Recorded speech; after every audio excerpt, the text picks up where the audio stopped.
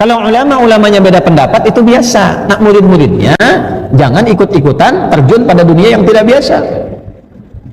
Nah, cuman beda pendapat pun harus pakai adab. Nah, ini yang hilang sekarang.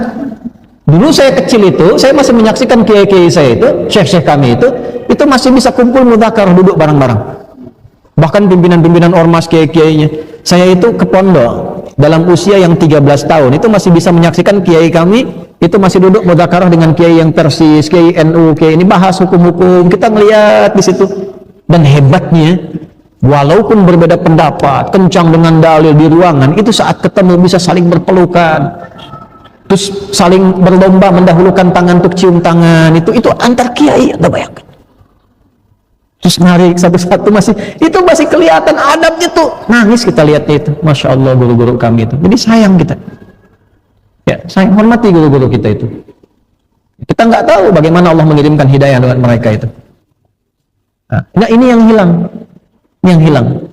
Adab ini yang hilang. Baik dia alim, pengajar, ataupun muta'alim. Ya kalau gurunya sudah kehilangan adab, muridnya pasti lebih daripada itu. Nah, karena itu penting kita ngaji seperti ini supaya perbaikan pada diri kita ada dan kita terjaga dalam keadaan yang baik. Ya, hormati orang lain. Kalau tidak sepakat, tidak apa-apa, belajar. Kalau misal beda pendapat nih, oh ini guru ini mengatakan begini, beda dengan saya, cari ilmunya, datangi, tanya. Kalau dengan keterangan itu tidak sependapat, ya sudah, tidak usah mencela. Oh saya tetap pada yang semula saja, saya yakin dengan dalil yang ini. Selesai, antum selamat sampai situ. Tapi kalau antum berubah, ya berubah dari situ, nggak sepakat nih, tahu dari situ, tetap antum mempertahankan yang Anda, tapi mencela yang di situ. Nah itu bahaya. Yang lebih berbahaya, belum kenal, belum nanya, sudah cela. Nah itu gimana nanti tuh? Apalagi sekarang zaman media sosial, bikin status sedunia tahu. Nah ketika masalah antum selesai, masalah dengan orang sedunia belum selesai, gimana tuh menyelesaikannya? Ya, misalnya ada fitnah terhadap guru fulan. Setelah selesai, ternyata antum salah, antum minta maaf secara pribadi, datang minta maaf, dimaafkan oleh guru fulan itu. Sekarang pertanyaannya, orang yang mendengar fitnah antum yang menyebar sedunia itu dan dia menuliskan hal yang tidak baik tentang guru itu karena tulisan antum, gimana meralatnya? Nggak mudah. Nah, inilah adab. Nah, jadi kalau kita mengagungkan ulama dengan ilmunya, menghormati ulama dengan ilmunya, tanpa berlebihan, tanpa harus mengkultuskan, ulama pun jangan terlalu kegeeran. Datang ke majelis, nggak begitu caranya. Kalau nggak dikasih dahin nggak datang misalnya kan. Wala tamun tastakfir, lihat amplop dulu yang undang siapa nih, gede apa enggak. Kalau amplopnya tebal sahih nih, tipis dhaif. Tipis tapi banyak dari jamaahnya, sahih li ghairihi. Ada boleh, nanti ilmunya sebatas amplop itu. Amplopnya hilang ilmunya. Ya. Nah, jaga yang seperti itu sehingga tidak sibuk dalam hal-hal yang lain. Nah, kalau kita mulai ta'zim begitu, lalu kita ikuti polanya. Jangan ta'zim, berhenti, tidak ikuti. Kenapa jadi begitu? Nanti barulah Allah kirimkan cahaya. Nah, kalau udah melihat begitu, orang tua berdoa. Kakek itu boleh, Pak, doa untuk cucunya. Imam Syafi'i itu kan Syafi'i nama kakek ke atas. Muhammad, bapaknya Idris, Syafi'i itu kakek ke atasnya. Tapi alim, beliau selalu berdoa. Akhirnya yang dapat siapa? Cucunya, cucu ke bawahnya, cicit. Ah, boleh jadi sekarang kakek antum berdoa nih, jadi ayah nih, belum punya anak, berdoa kalau pengen punya anak begini. Mungkin nyampainya ke cucu generasi pertama. Bisa. Nggak ada yang hilang dari doa, Bu. Nggak ada yang hilang. Ibu doa sekarang minta, ya Allah jadikan anak saya seperti Ustadz Fulan, solehnya demikian, ilmunya demikian. Boleh jadi satu di antara anak ada yang dapat. Kalau bukan anaknya, nyampe ke cucu, bisa begitu. Doa tuh begitu, nggak ada yang hilang dari doa sepanjang ikhlas. Nah, ini, jadi ulama tuh diikuti bukan hanya akhlaknya, bukan hanya ilmunya. Coba lihat jejaknya, bagaimana mendapatkan itu, tanya, mintakan, dan minta sama Allah. Nah ini yang kita dapatkan dari pelajaran hari ini ya.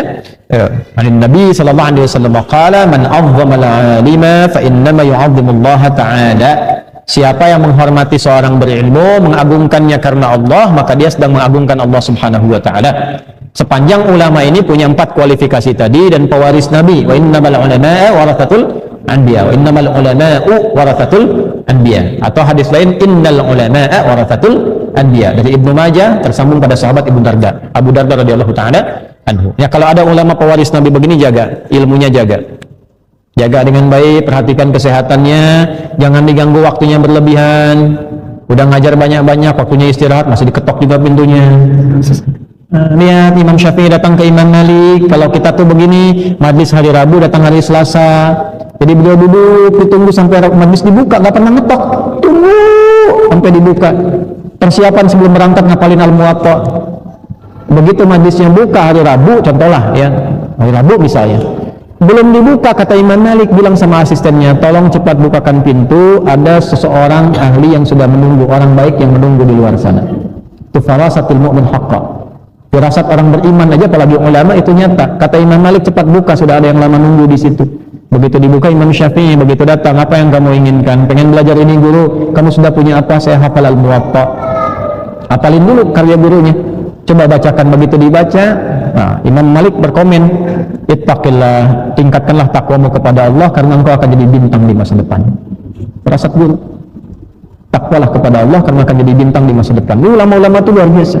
Imam Abu Hanifah begitu melihat seorang dari muridnya, ya, ada dua nanti yang unggul, Abu Yusuf dengan Muhammad. Tiba-tiba yang satu ini pintar, punya bakat, tapi ibunya, karena ayahnya sudah meninggal, ibunya minta bantu dia jualan kue. Jualan, tapi karena senang ilmu mampir ke majlis Imam Abu Hanifah, dengar-dengar satu kali hilang. Imam Abu Hanifah penasaran, mana anak ini, dia kan pintar. Ditemui ibunya. Begitu ketemu ibunya, kata ibunya begini, kenapa anda sibukkan anak saya di majlis anda? Kalau dia nggak jualan kue, kami nggak bisa hidup, kata ibunya. Maka kata Imam Abu Hanifah, berapa yang kau hasilkan untuk anak anda ini, untuk di rumah anda dalam sebulan? Sekian, sudah, ini saya berikan untuk sebulan, anak anda biarkan ngaji dengan saya. Kenapa bisa begitu? Karena dia akan nanti menikmati kue dan gelas yang indah di samping raja. Benarkah demikian? Wallahu a'lam. Kemudian belajarlah dengan Imam Abu Hanifah. Setelah dewasa, Imam Abu Hanifah meninggal, jadi mufti besar. Ternyata satu saat beliau jadi penasehat raja, duduk di samping raja, dihidangkan kue yang sangat nikmat dan gelas minuman yang pernah disampaikan Imam Abu Hanifah di masa lalu. Maka ketika itulah menangis imam besar ini, dan ketika ditanya kenapa, karena guru saya pernah mengatakan dulu saya akan duduk dalam suasana ini, dihidangkan kue dan ada minuman yang sangat indah.